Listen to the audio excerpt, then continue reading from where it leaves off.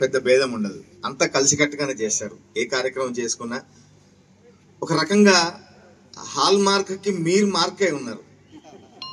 ఎందుకంటే ఏ పని చేసినా పెద్ద అండ మీరు, పెద్ద వంతు మీరు. అందుకని మరొకసారి ప్రత్యేకంగా ధన్యవాదాలు తెలియజేసుకుంటూ, నా పాటలకి యూత్ మాత్రమే ఫ్యాన్స్ ఉన్నారేమో అనుకున్నాను, కానీ నన్ను ఆశీర్వదించడానికి విచ్చేసిన మీ అందరికీ మరొకసారి ధన్యవాదాలు తెలియజేసుకుంటున్నాను. ఎందుకంటే మామూలుగా తెలుగు తెలంగాణగా ఆంధ్రగా రెండుగా విడిపోయిన తర్వాత తెలంగాణ నుంచి రకరకాల ఐడియాలతోని రకరకాల కథలతోటి కొత్త కొత్త టాలెంట్ వచ్చిన తర్వాత తెలంగాణ యాసకి కాస్త ప్రాముఖ్యత ఏర్పడ్డాక ఇదేది అసలు కొత్త భాషన కొత్త పాటన అనుకున్న రోజుల నుంచి ఈరోజు నేను రాసిన ఒక పల్లె పాట దేశవ్యాప్తమైంది, అక్కడి నుంచి విశ్వవ్యాప్తమైంది.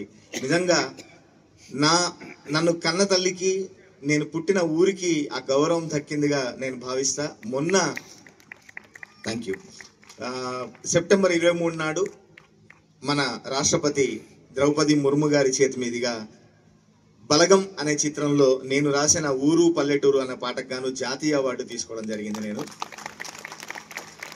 71 సంవత్సరాలుగా ఈ జాతీయ అవార్డు కార్యక్రమం నిర్వహిస్తుంటే అందులో మన తెలుగు వాళ్ళకి, గీత రచయితలకి కేవలం 5 సార్లు మాత్రమే రావడం జరిగింది. మొట్టమొదటిసారి శ్రీశ్రీ గారికి, తర్వాత వేటూరి గారికి, తర్వాత సుద్దాల అశోక్ తేజ గారికి, ఆ తర్వాత చంద్రబోస్ గారికి, 5వ వాడిగా నాకు ఈ గౌరవం దక్కడం నిజంగా నేను చాలా గర్వంగా, ఆనందంగా, సంతోషంగా ఫీల్ అవుతున్నాను. నాకు అవార్డు ప్రకటించగానే ముందుగా మా హాల్ మార్క్ విస్నియా సీనియర్ సిటిజన్స్ నన్ను ఆశీర్వదించారు, సత్కరించారు.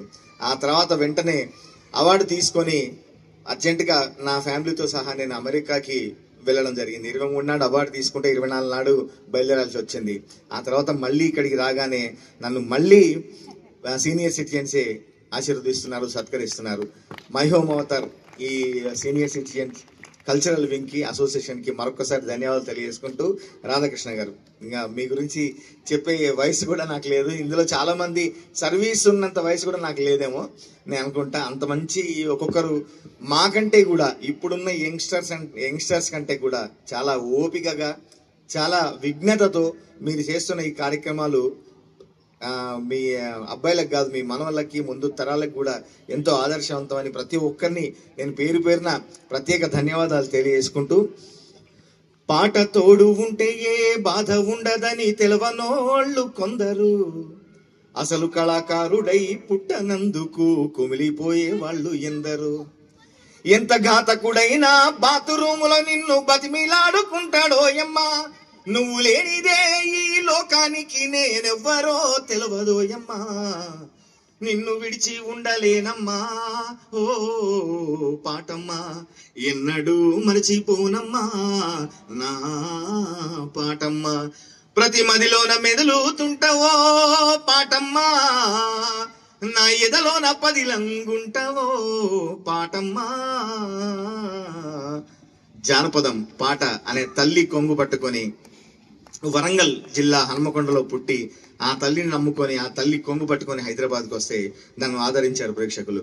అట్లాగే సినిమా రంగంలో కూడా నన్ను ఆదరించి నాకంటూ ఒక విజిటింగ్ కార్డుగా మారిన తెలంగాణ యాస కావచ్చు, తెలుగు భాష కావచ్చు, తెలుగు భాషకి నేను చేస్తున్న కృషి కావచ్చు, నన్ను ఆదరించి ఆశీర్వదించి దాదాపుగా 250-300 చిత్రాల్లో 600కి పైగా పాటలు రాసే అవకాశం నాకు కల్పించారు.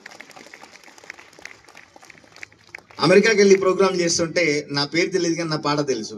వాళ్ళు అంటున్నారు యు నీడ్ ప్రమోషన్, అసలు నీకు పబ్లిసిటీ కావాలని. నా పాట చేరిన తర్వాత నాకు పబ్లిసిటీ రావాల్సిన పని లేదు.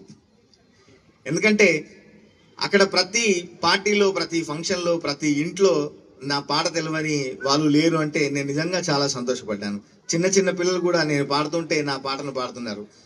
నాకు 2016లో నేను ప్రయత్నించి అమెరికాకు పోదామని, అప్పుడే ఉన్న ట్రంపే నన్ను రావద్దన్నాడు, స్టాంపు కొట్టి నాకు వీసా రిజెక్ట్ చేశాడు. తర్వాత మళ్ళీ ట్రంప్ వచ్చినాక సెకండ్ టైమే నాకు స్టాంప్ పడింది వీసాకి. అంటే అప్పుడే అనుకున్నాను నా ప్రొఫైల్ స్ట్రాంగ్ గా బిల్డప్ అయింది, ట్రంపే నన్ను పిలుస్తున్నాడు అని.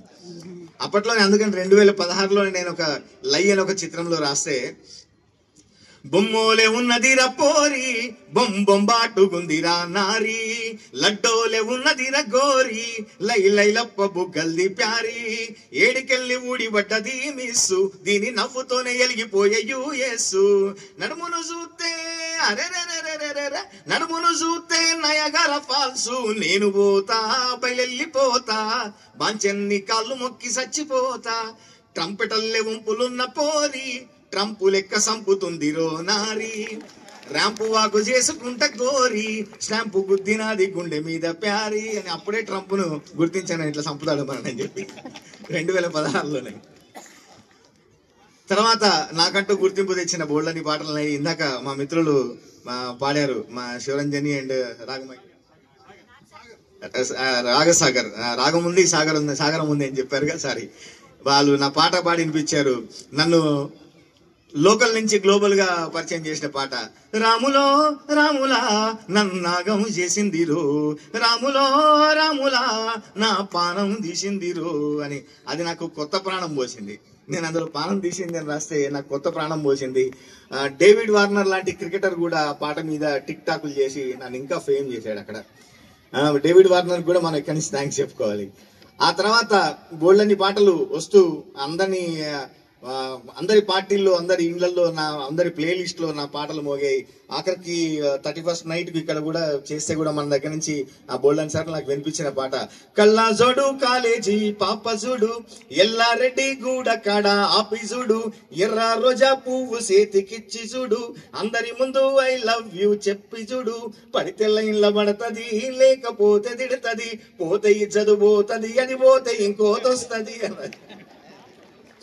దానికి పిల్లలందరూ డాన్సులు చేస్తుంటే నిజంగా అంటే ఇంతకంటే ఫిలాసఫీ ఏముంటది? ఇవాళ రేపటి లవ్ ఫెయిల్యూర్ అయితే దేవదాసులో లేకుంటే ఇంకో దాసులు అయిపోయి అన్ని మర్చిపోయి ఆ జడ్జిమెంట్ ఫెయిల్ అయిపోయి డిప్రెషన్ లోకి వెళ్ళిపోతుంటే అది పోతే ఇంకోటి వస్తుంది, అది కాకుండా ఇంకోలో అని. అంటే అందులో కలోక్యల్ గా రాసిన మాట, ఎవరిని కించపరచడానికి కాదు. అంతకంటే ఫిలాసఫీ ఏముంటది అనిపించింది నాకు. సరే, ఇవన్నీ ఒకే అయితే ఇందాక పాడిన చమ్కీలంగి కావచ్చు, అందులో రాసిన నేను ధూమ్ధామ్ దోస్తాననే పాట కావచ్చు, అట్లా చాలా పాటల ద్వారా మీకు నేను చేరువయ్యాను. ఇవన్నీ ఒకెత్తు అయితే నాకు దొరికిన ఒక అద్భుతమైన ఆణిముత్యం బలగం అనే చిత్రం. ఆ బలగం సినిమాలో అన్ని పాటలు నేనే రాయడం జరిగింది. అందులో థ్యాంక్ యూ ఊరు పల్లెటూరు అనే పాట నిజంగా కూడా అప్పుడెప్పుడో మనం చిట్టి ఆయి అని ఒక హిందీ పాట విన్నాము. అది అప్పుడు ఎంతగానో కదిలించింది, చాలా మందిని సొంత ఊరికి పోయేటట్టుగా చేసింది.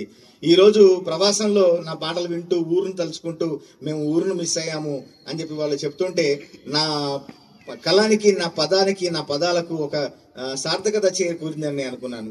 అందులో రాశా నేను, కోలో నా పల్లె కోడి కూతల్లే ఒల్లిరుసుకుందే కోడిలాగల్లే యాప పుల్లలా చేదు నమిలిందే రామ రామ రామ రామ తలకు పోసుకుందే నానేల తల్లే అలికి పూసుకుంది ముగ్గు సుక్కల్లే సద్ది మూటల్లే సగబెట్టుకుందే బాయి గిరక నా పల్లె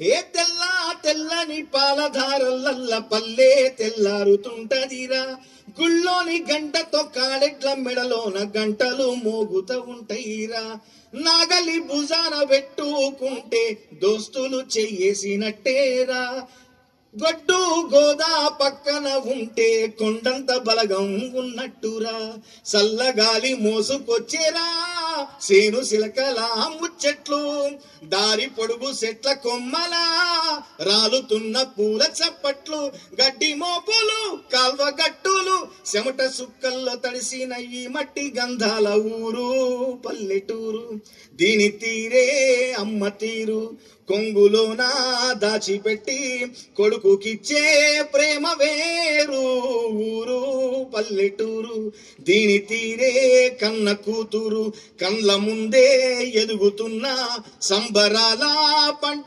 పైరు గోడగట్టని గూడు నా పల్లె వంద గడపల మందన పల్లె గోడగట్టని గూడు నా పల్లె చెరువుల్ల తుల్లేటి జల్ల షాపోలే రామ రామ రామ రామ మామ బావ బాపు అత్త వరసల్లే ఊరంతా చుట్టాల ముల్లె నా పల్లె దారంలో ఒదిగిన పూల దండల్లే రంగుల సింగిడి పల్లె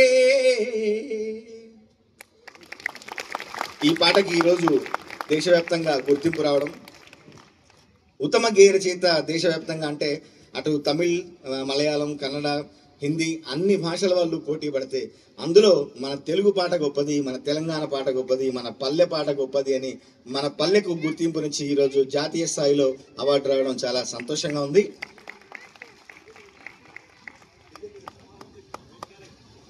ఇంకొక చివరి పాటతో నాది ముగిస్తాను. ఈ పాటతో అంటే ఆల్మోస్ట్ వచ్చి 3-4 సంవత్సరాలు అవుతున్న ఈ పాట ఇప్పటికీ ప్రతి పార్టీలో, అక్కడ అమెరికాలో ఇదో నాకు ట్రంప్ కార్డు ఈ పాట, అక్కడ ప్రతి పార్టీలో ఈ పాట మోగుతుంది, ప్రతి ఇళ్లలో మోగుతుంది, ఏ చిన్న గ్యాదరింగ్ జరిగినా ఈ పాట మోగుతుంది. ఆ పాట మీకు అందరికీ తెలిసిందే. ఒక్కసారి